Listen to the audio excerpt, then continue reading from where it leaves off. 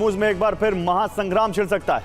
अमेरिकी naval blockade के तहत एक तेल टैंकर को निशाना बनाया गया है, तो वही हॉर्मुज के करीब अमेरिका का एक हेलीकॉप्टर अचानक क्रैश हो गया। सवाल उठ रहा है कि क्या ईरान ने अमेरिका से बदला लिया है। दूसरी तरफ ईरान से इराक में अमेरिकी ठिकानों पर कई हमले किए गए। ईरान ने चेतावनी दी है कि अमेरिकी नाकाबंदी को खत्म करने के लिए कभी भी सैन्य ऑपरेशन शुरू कर सकता है।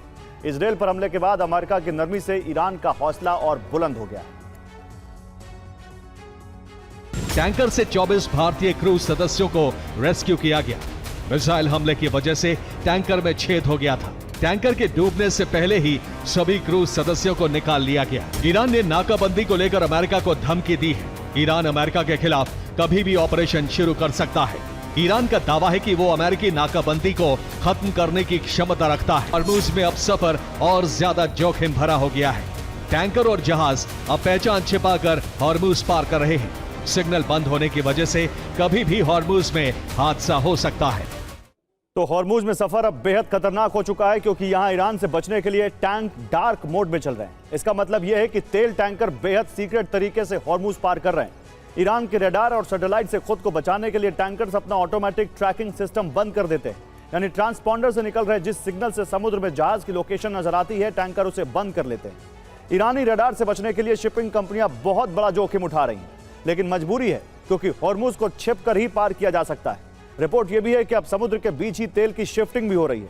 तेल टैंकर पोर्ट पर जाने से बच रहे हैं। समुद्र में ही एक टैंकर से दूसरे टैंकर में तेल लोड हो रहा है, और खाली देश के टैंकर भी शैडो फ्लीट की तरह तेल सप्लाई में सीक्रेट तरीके से जुटे। तेल टैंकर और कार्गो शिप के डार्क मोड से दुर्घटना का जोखिम बना रहता है, क्योंकि हॉर्मुज बेहद सकरा समुद्री रूट है और यहां एक दूसरे से दूरी बनाकर चलना बेहद जरूरी है। अब ऐसे रूट पर रडार से अदृश्य होना खतरनाक है, क्योंकि दूसरे जहाज आसपास मौजूद किसी टैंकर या शिप को देख नहीं पाते, ना उन्हें कोई अलर्ट मिलता है। एक टैंकर से दूसरे टैंकर के सेंसर को सिग्नल नहीं मिलता, सैटेलाइट से भी टैंकर नहीं दिखता, इसलिए हादसे का खतरा हर वक्त बना रहता है। ईरान की सेना तक भी इसकी खबर पहुंच चुकी है। हॉर्मुज में अब सर्वेलांस ड्रोन से नजर रखी जा रही है। हॉर्मुज में बाबल मंदेर तक नया सुरक्षा बेल्ट बनाएगा। एयर डिफेंस से कई मिसाइलें गिराई गई। इराक में अमेरिकी बेस को भी निशाना बनाने की कोशिश हुई। इराक में कई इमारतों को नुकसान पहुंचा है। और अमेरिका को चुनौती देते हुए ईरान ने पहले इजरायल पर हमलों की शुरुआत की, और उसके बाद बीती रात इराक पर कई हमले किए गए। इराक के इरबिल में ईरानी ड्रोन हमले से तबाही हुई। हालांकि यह साफ नहीं है कि हमला ईरान की सेना ने किया या ईरानी प्रॉक्सी संगठनों ने। इराक में कुर्द सेना के ठिकाने टारगेट पर थे।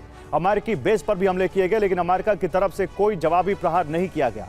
अमेरिकी सेना ने सिर्फ पेट्रियट एयर डिफेंस का इस्तेमाल अपने बचाव के लिए किया।